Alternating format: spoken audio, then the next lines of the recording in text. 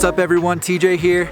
I'm up on this Dubai Glacier in Austria, and in this video I'm going to talk about some snowboards for those of you guys with larger boot sizes. Size 12, 13, 14 boots. Those of you that are dealing with some serious toe drag and heel drag, these 5 snowboards are going to be wide enough to help eliminate that problem for you.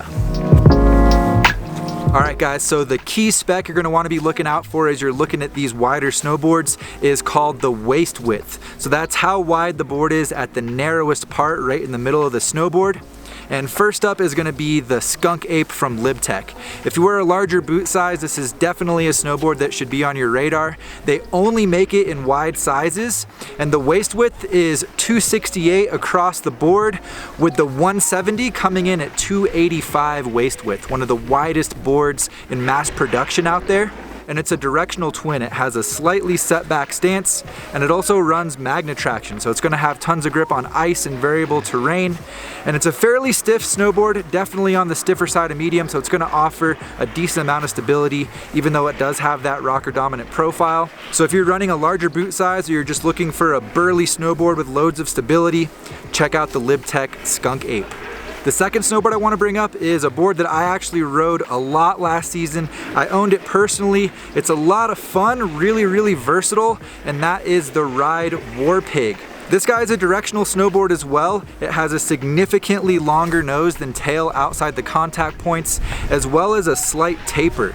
So it's gonna float pretty well in powder, and it's also really wide. So you can actually size down on this snowboard. They're making it in a 158 this year with a 277 waist width, so it's really wide, definitely gonna be capable of accommodating those larger boot sizes. And that 58 is gonna ride more like a 62 or a 63 when it comes to flex and stability, but it's gonna be much more maneuverable. And even the 154 has a waist width of 270, so the Warpig is definitely one to keep your eyes on. And as a bonus, if you're looking for something a little more freestyle friendly, check out the Ride Twin Pig.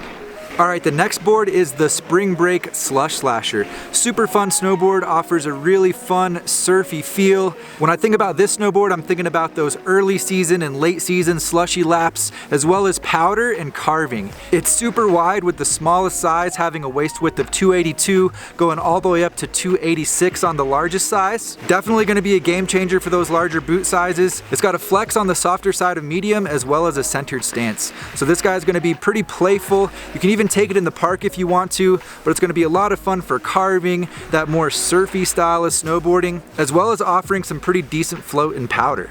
Alright, moving right along, we got the Never Summer Instigator. Had a lot of fun on this guy out at Breckenridge. It's part of the Never Summer Shaper series, so it's going to be a lot of fun for carving, and it's going to offer some decent float and powder as well.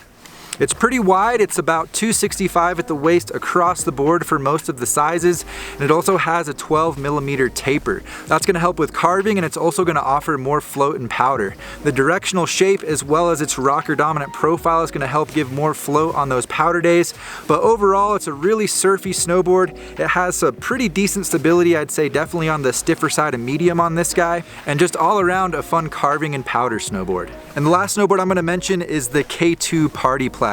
Another really fun, surfy snowboard. Going to be a lot of fun for carving, and it's also going to offer some pretty decent float and powder. It's got a lot of directional aspects to it. It has a longer nose than tail outside the contact points, as well as a bit of a taper, but that stance is centered within the side cut. So it's still going to be fun for butters, and maybe even doing a little bit of freestyle if you want to take that guy in the park. But the main thing, obviously, is that it's pretty wide. The smallest size is going to be 260 at the waist, and it goes up 10mm each side. So it's going to be 260, 270, 280. It's definitely going to be able to accommodate those larger boot sizes. It's going to be fun in pretty much any condition as well, whether that's slush, groomed snow, or powder. So definitely check out the K2 Party Platter. Alright guys, so that's my top 5 wide snowboard list. Toe drag and heel drag is a terrible problem to deal with, so I hope this offers some solutions for you that you're stoked on. If you're doing any shopping online, I'm going to have each of these snowboards linked down in the description below for you to check out. Thanks for watching, and we'll see you in the next video soon. Take care guys.